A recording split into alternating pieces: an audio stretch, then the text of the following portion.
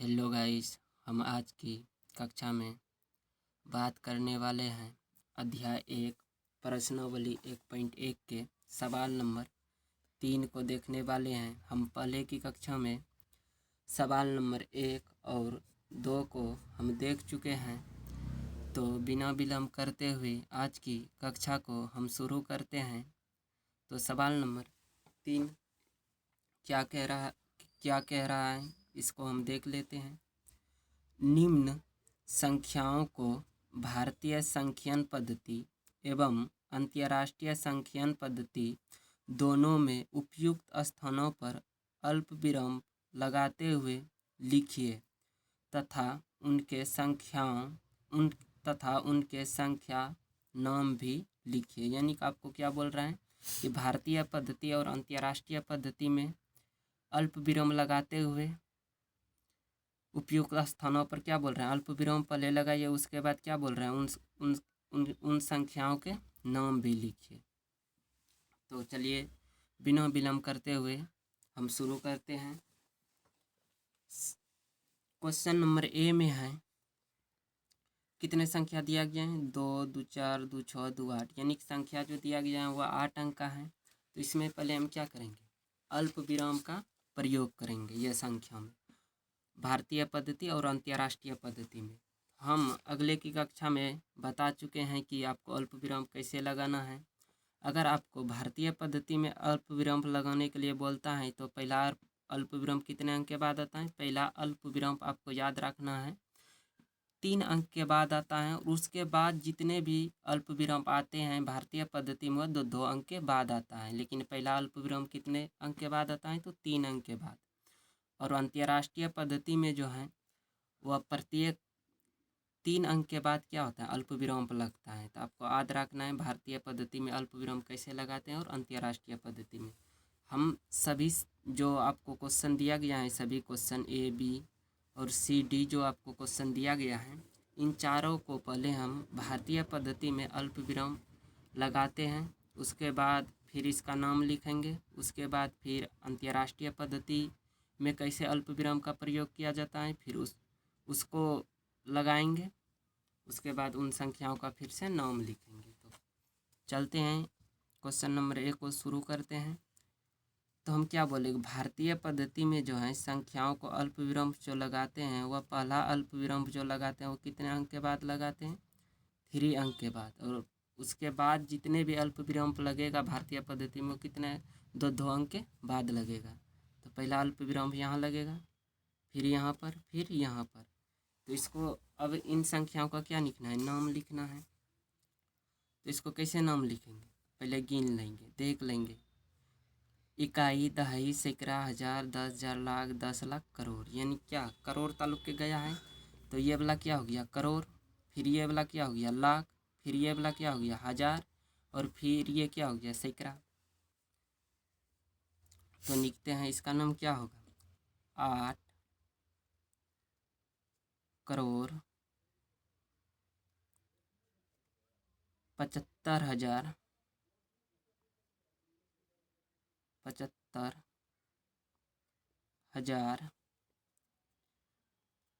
Sorry friends 75 lakh, फिर क्या आएगा 95,000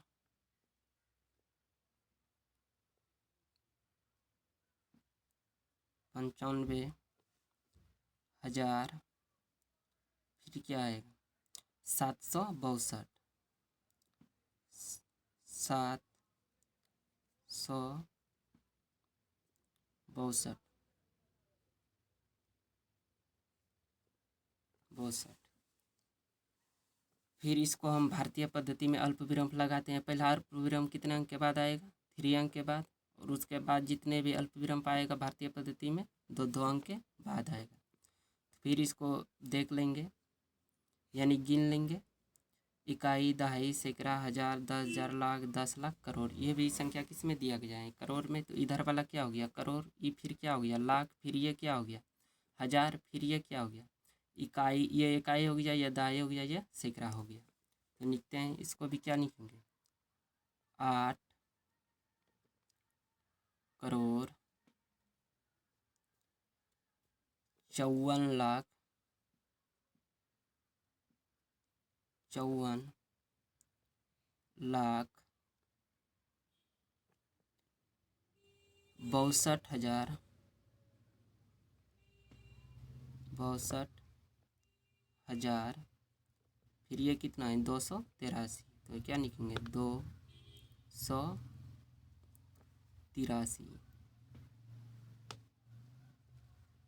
इसी तरह जब आप इसको अंतर्राष्ट्रीय पद्धति में पहले क्या करेंगे, अल्पविरामित संख्या को लगाएंगे।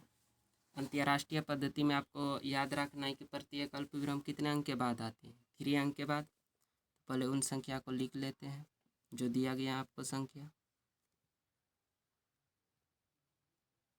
अब इसमें अल्पविराम का प्रयोग कैसे करेंगे, प्रत्येक अल्पविराम जो अंतर्राष्ट्रीय पद्धति में लगता है वह 3 अंक के बाद लगता है, यानी 3 अंक के बाद। और इसमें क्या होता है, 1000 के बाद सीधे किस में चल जाता है, मिलियन में। लाख इसमें नहीं आता है अंतर्राष्ट्रीय पद्धति में। तो इसको क्या लिखेंगे, ये क्या हो गया, इकाई, दहाई, सैकड़ा हो गया, ये 1000 हो गया, ये मिलियन हो गया। लाख इसमें नहीं आता है, मिलियन के बाद डायरेक्ट फिर क्या आ जाता है, बिलियन आ जाता है। इसको क्या लिखेंगे, 87 मिलियन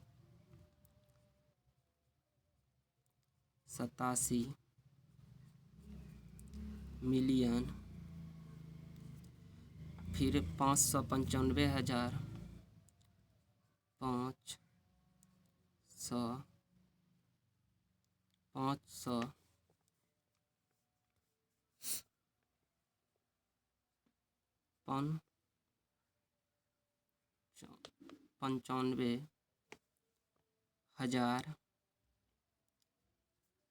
95,762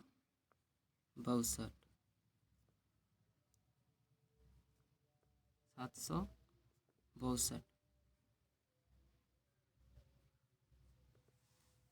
फिर इसको अंतर्राष्ट्रीय पद्धति में अल्पविराम लगाते हुए लिखेंगे। पहले उन संख्याओं को हम लिख लेते हैं।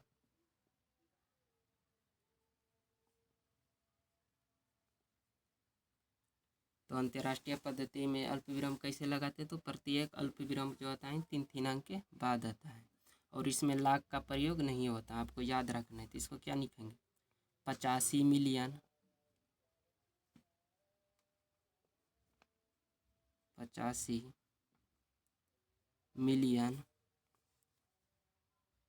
462,000 283।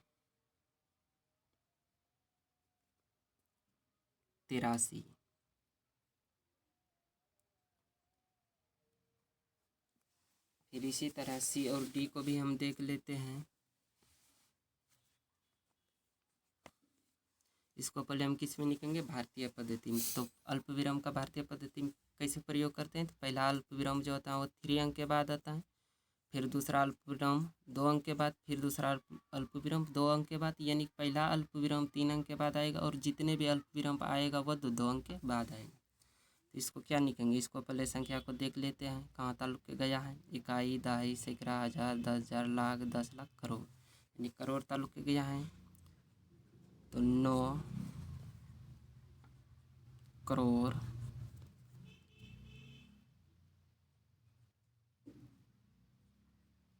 99,000 सॉरी फ्रेंड 99 लाख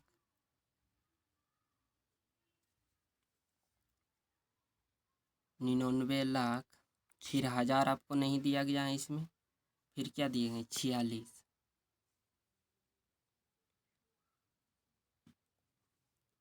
यानी पहला जो अल्पविराम होता है वह इकाई, दहाई, सैकड़ा को प्रदर्शित करता है, और दूसरा अल्पविराम जो होता है वह 1000 को प्रदर्शित करता है, और तीसरा अल्पविराम जो होता है वह लाख को प्रदर्शित करता है, और चौथा अल्पविराम जो होता है वह करोड़ को प्रदर्शित करता है, किसमें, भारतीय पद्धति में। फिर जब हम इसको अंतर्राष्ट्रीय पद्धति में लिखते हैं तो कैसे लिखेंगे,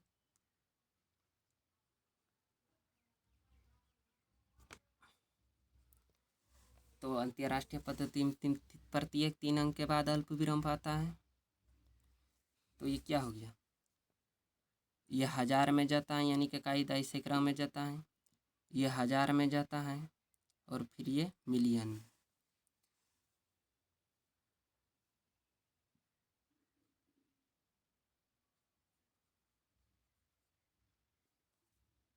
निन्यानवे मिलियन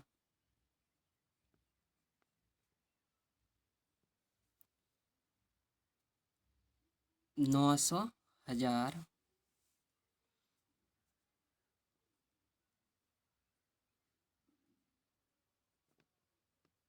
900 हजार 46।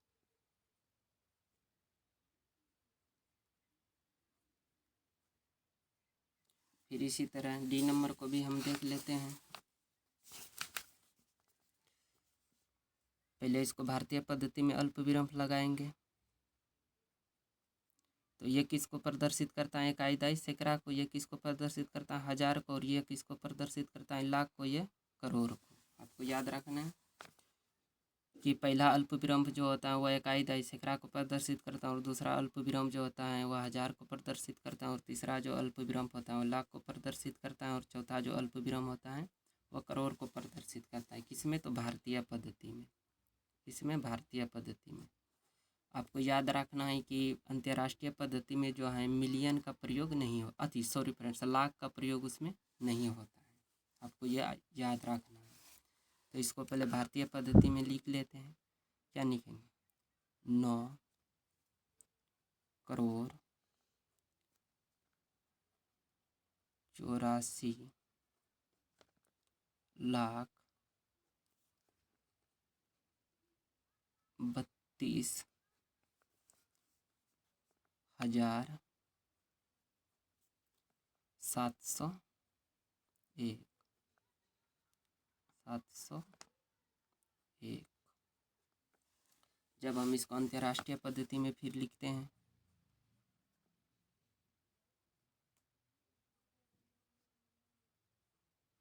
तो अंतर्राष्ट्रीय पद्धति में क्या होता है, प्रत्येक अल्पविराम 3-3 अंक के बाद आता है।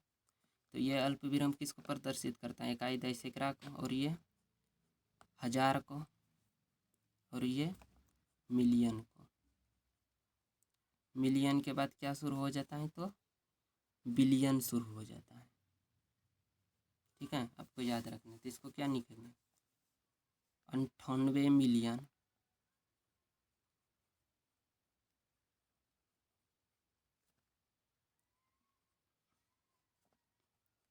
98 मिलियन 432 हजार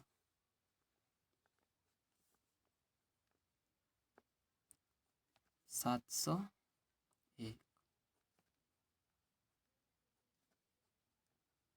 तो हम आज की कक्षा को यहीं पर समाप्त करते हैं। फिर आगे की कक्षा में प्रश्नावली 1.2 को हम देखेंगे। तो उम्मीद करते हैं कि आपको ये चारों सवाल समझ में आ गया होगा।